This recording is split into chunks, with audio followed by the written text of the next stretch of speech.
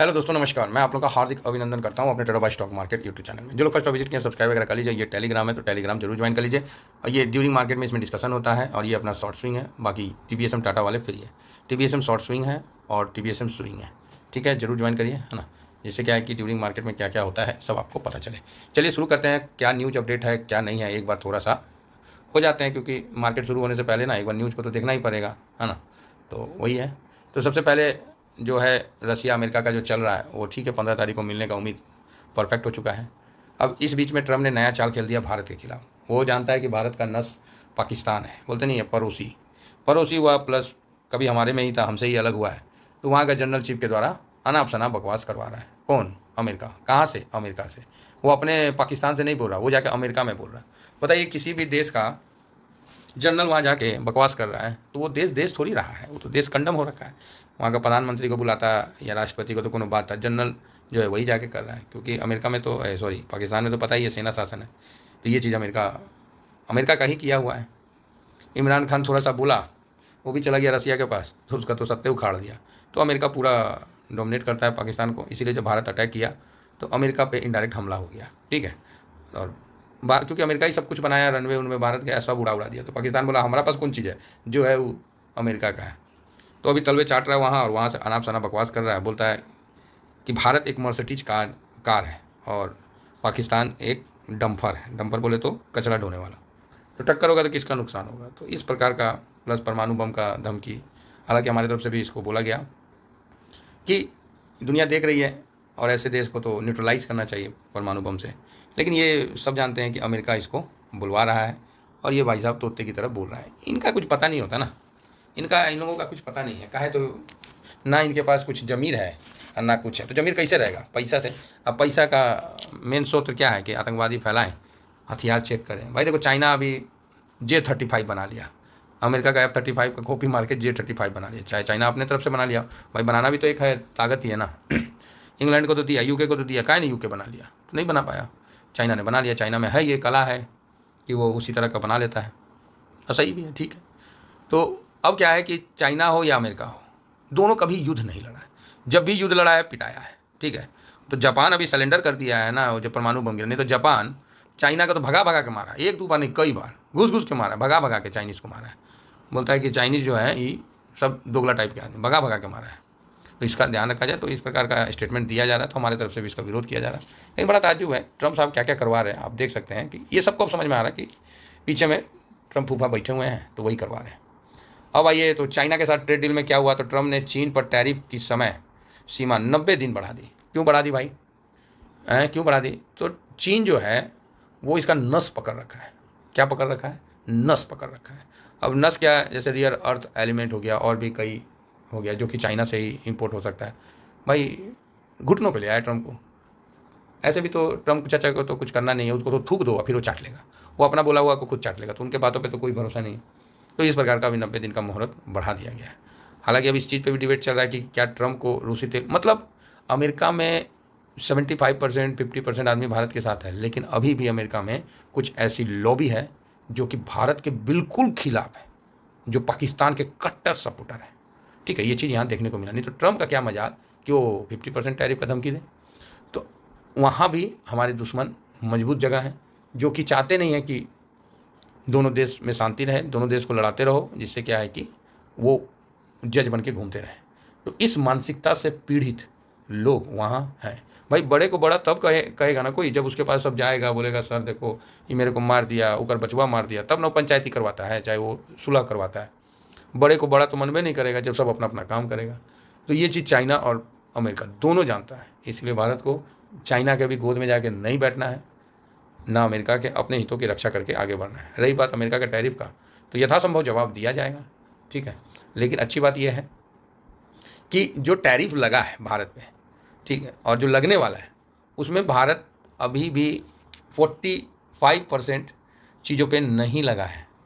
अब बोलिए क्या मतलब? देखिए, भारत में 55% चीज़ों पे टैरिफ लगाया गया है, बाकी अभी भी 45% चीज़ भारत मतलब अमेरिका के बढ़े हुए टैरिफ से बचा हुआ है। मतलब 50%, 55 लगाया है और 45 बचा हुआ है। तो इसका ध्यान रखते हुए भारत चुप है, बोल रहा है कि ठीक है चलो ना। और जो अमेरिका में भारत के शुभचिंतक हैं वो बोल रहे हैं कि अरे कुछ मत बोलो, थोड़ा शांत रहिए, क्योंकि बावला है, कुछ बोलिए कि क्या होगा, आपको जो करना है कर लीजिए, बोलिए मत, इसको बोलिए मत, बस आपको जो दिल करता है कर लीजिए, आपको डी डॉलराइजेशन प्रक्रिया में तेज़ी लाना है, आप ले आइए। और भारत इस क्षेत्र में तेज़ी मतलब युद्ध स्तर पे ला रहा है, और आरबीआई ने इसमें बैंकों को पावर दे दिया है कि भाई साहब तुम बॉस को अकाउंट खोल सकते हो, ठीक है, तुम्हें हमारा परमिशन की आवश्यकता फिलहाल अभी नहीं है। तो आप ये चीज़ क्लियर हुआ। अब यहाँ देखिएगा कि रुपया जो गिरता हुआ आ रहा था वो अचानक से रुक गया है। रुपया देखिए मतलब गिरता हुआ जो चढ़ रहा था यहाँ से यहाँ तक जो चढ़ गया 85 से, अब यहाँ रुक गया है। क्यों रुक गया है? तो भारत ने अपना रिजर्व जो है उसमें 9 बिलियन के आसपास का डॉलर छोड़ दिया है, ठीक है, डॉलर छोड़ दिया है। क्यों? क्योंकि उसको लगा कि भाई रुपया अब ज़्यादा ही कमज़ोर ना हो जाए, इसलिए। तो अब रुपया यहाँ से कमज़ोर होना जल्दी पॉसिबल नहीं है। अगर होता है तो आरबीआई, क्योंकि बहुत ज़्यादा हम लोग के पास 11 महीना का डॉलर का स्टोर है, और जो कि बहुत बड़ा स्टोर है, मतलब छोटा मोटा नहीं है, 700 बिलियन से थोड़ा कम हुआ है, इतना मतलब स्टोर है। तो सही कि आरबीआई ने अपने रुपये को बचाने के लिए इस प्रकार का काम किया, तो ये भी एक अच्छी बात निकल के सामने आती है। अब जो सेक्टर में टैरिफ नहीं लगेगा, जिस सेक्टर में टैरिफ नहीं लगेगा उसमें जो सबसे उम्दा सेक्टर जो है वो किसका है? तो वो है फार्मा का। तो चलिए फार्मा पे हम लोग एक नज़र मार लें। तो किस सेक्टर में तेज़ी बनेगा उस पर हम चर्चा करते हैं और देखते हैं। तो सबसे पहले इसमें आएगा फार्मा सेक्टर।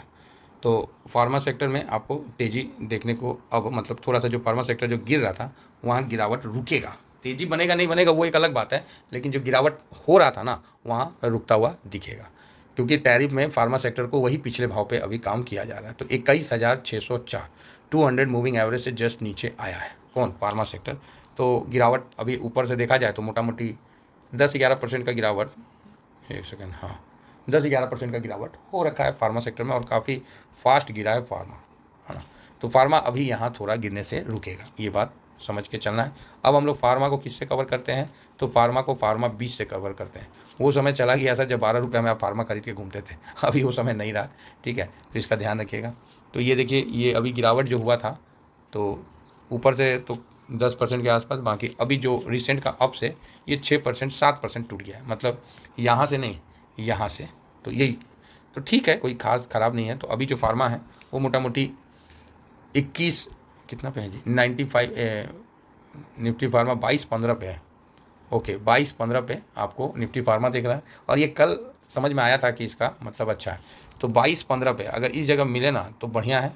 यहाँ से 22-40 फर्स्ट मतलब, और इसमें जो एक 21.95 ये एक प्रकार का आप स्टॉप मतलब लगा सकते हैं। इसके नीचे जाए तो पोजीशन कम कर ले सकते हैं, अदरवाइज 22-15 में काम कर सकते हैं, और 22-40 इसका पहला बाउंस बैक होना चाहिए, फिर उसके बाद ये ऊपर की तरफ बढ़ेगा। तो अच्छा है, समय समय का बात है। देखिए 22-40 मतलब अभी जो फार्मा इतना गिरा है तो ये आपको जो बाउंस बैक है आपको 2-2.5% ठक से देगा। तो ये 22.55 22.60 के आसपास ये एक बार बाउंस बैक देगा। तो फार्मा पे अभी पुराने रेट से ही चल रहा है, क्योंकि अमेरिका को भी पता है, बहुत स्वार्थी है, बहुत सेल्फिश है, और हर दृष्टि से अपना फ़ायदा देख रहा है। वो जानता है कि अगर फार्मा पे लगा दे तो भारत का जो जेनरिक मेडिसिन है जिसमें अमेरिका टिका हुआ है वो भाई साहब हल्ला कर देगा, ठीक है। वो सब्जी इतना तो दवाई खरीदते हैं। तो भारत के लिए ये एक पॉजिटिव है, और इसीलिए भारत भी थोड़ा धीरे धीरे अपना जो है चाल अब आगे बढ़ा दिया है। तो कुल मिला के ठीक है। तो टैरिफ का दबाव ज़्यादा है। मुनीर जो है वो तो क्या बोला जाए, पाकिस्तान का एयर चीफ मतलब जो भी है जनरल को, वो तो ख़त्म है, कटोरा लेके अमेरिका में है। अमेरिका बहुत सियाना है, वो मुनीर के माध्यम से हमारे इंडिया पे दबाव बनाना चाह रहा है, चाहे मतलब हमको चाह रहा है कि दोनों कॉन्फ्लिक्ट में एक दूसरे के साथ उलझ जाएँ और अमेरिका का टैरिफ का न्यूज ख़त्म हो जाए। ये बहुत पुरानी टैक्टिस है।